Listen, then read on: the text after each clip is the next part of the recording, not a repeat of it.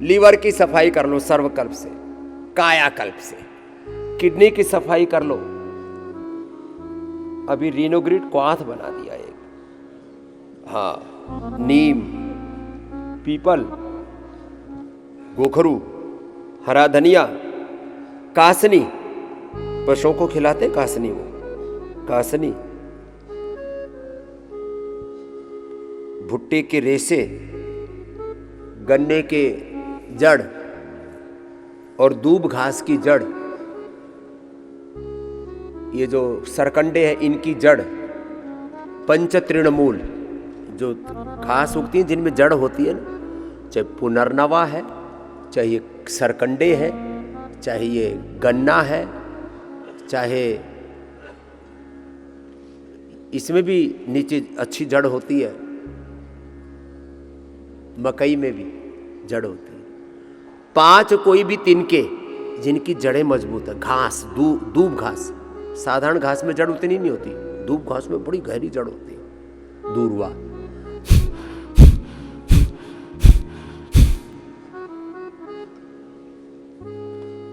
ये किडनी के अंदर तक सफाई कर देते हैं। इसलिए हमने आपको अभी रीनोग्रिड क्वाथ दिया है, नया बनाया है, पिछले 1 साल पहले ही बनाया था। लीवर की सफाई, किडनी की सफाई, पेनक्रियाज की सफाई कैसे करनी, सफाई भी और दवाई भी। खीरा, करेला, टमाटर, उसी में एलोवेरा, उसी में गिलोय, उसी में चिरायता, उसी में कुटकी, उसी में गुड़मार, उसी में विजयसार, उसी में मेथी का पानी, उसी में ही एक हमने पहाड़ से एक पौधा मंगाया, वो भी ऐसे पूरे देश से हमने इतना, पूरे देश में अलग अलग बीमारियों के लिए जिन जिन दवाइयों का प्रयोग किया जाता है, रतपतिया, एक विजयसार की लकड़ी होती है, वो भी किसी किसी को एक जड़ी बूटी से फायदा हो जाता है। हमने सारी चीजें, देखो ये रतपतिया पहाड़ पे होता है, उसका थोड़ा सा ये हमने, ये सब प्रबंध हमने किया हुआ है।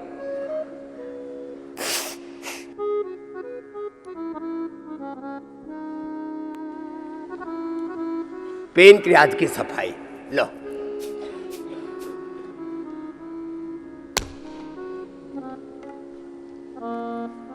वात में पित्त हो जाए तो पित्त अंदर बढ़ जाता है, आंखों से पीला पीला, अरे रामा रामा, पूरा शरीर पीला पीला, नाखून पीले पीले, पेशाब भी पीला पीला, तो क्या करें? तो वीटग्रास, एलोवेरा, शीशम, पीपल, बेल। कल एक भाई मिला, बोले बाबा जी मेरी बच्ची को दिसंबर जनवरी के महीने में भी हाथ पैर से पसीना टपकता है। लो, बच्चे को यह हालत रहती है जब पित्त बढ़ जाता है, तो क्या करें? तो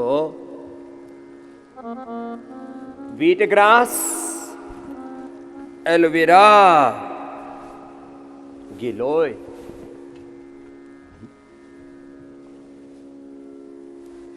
सब चीजें ना, वीटग्रास, एलोवेरा,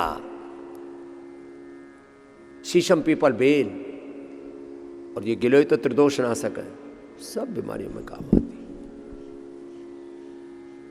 पित्त कितना ही बढ़ा हुआ हो, नीम आयुर्वेद का विधान है, कटु रस पित्त नाशक होता है। जिनको बात अंदर से पित्त बढ़ा हुआ है, वही तो पित्त। अब देखो, वात पित्त कफ के बारे में थोड़ी आपको गहरी बात बताता हूँ।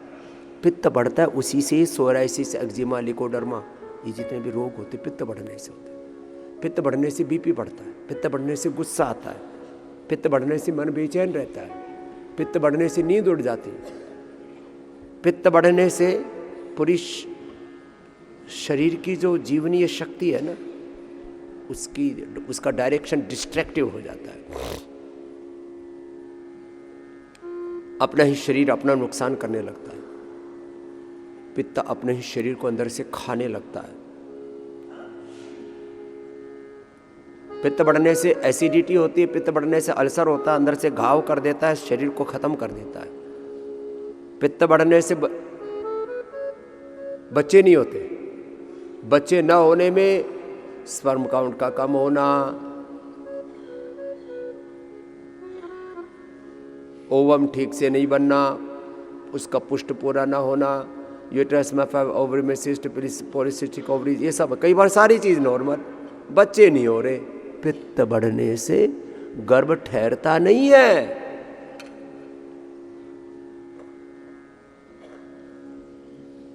ये जो प्रकृति है ना, स्पर्म ओवम से लेकर के एक एक सेल की प्रकृति है, उससे बनने वाली टिश्यू, उससे बनने वाले ऑर्गन, उससे बनने वाला पूरा सिस्टम, किसी क्यों पित्त प्रधान प्रकृति है, समझो। पित्त बढ़ने से ही अल्सर, पायस, फिसर, फिस्टुला, इनफर्टिलिटी, उत्तेजक आहार, उत्तेजक विचार, उत्तेजक जीवन, हमेशा आग लगी हुई है, ये है पित्त बढ़ना। कफ बढ़ने से गांठे, कफ बढ़ने से मोटापा, कफ बढ़ने से प्रमाद, कफ ज्यादा बढ़ गया और उसका वो कहते हैं इसका नजला बालों में उतर गया, बाल सफेद, आंखों में उतर गया, आंखों पर चश्मा, नाक में उतर गया नाक टेढ़ी, कान में उतर गया सुनना बंद। ये सुनाई कम देना कफ के कारण से है, इसलिए आयुर्वेद में ये सिरोधारा करते हैं, नस्य करते हैं, कर्णपूर करते हैं, ये सब अंदर के कफ को निकालने के लिए करते हैं। लंग बस्ती करते हैं, स्टीम देते हैं, स्नेहन स्वेदन करते हैं, फिर विरेचन करते हैं, ये इसी के लिए। रक्त मोक्षण, वात मोक्षण, ये सब अंदर की गंदगी को निकालने के लिए। जननेति, सूत्र नीति, सारी चीजें इसी के लिए तो है। कफ बढ़ने से सब प्रकार के इन्फ्लेमेशन बढ़ते हैं, और वात पित्त कफ तीनों थोड़े थोड़े बढ़ जाएं और वो डीप चले जाएं तो कैंसर हो जाता है। वात वाला पहले बताया, चूंकि उससे सारी दर्दें मुख्य रूप से होती है, और फिर ब्रेन नर्वस सिस्टम के डिसऑर्डर्स और एवन HLB 27 जितने ऑटोइम्यून डिजीज MND है, वात रोग है और कुछ नहीं है मेरे भाई। इसे मैं कहता हूं चलो करो अनुलोम विलोम।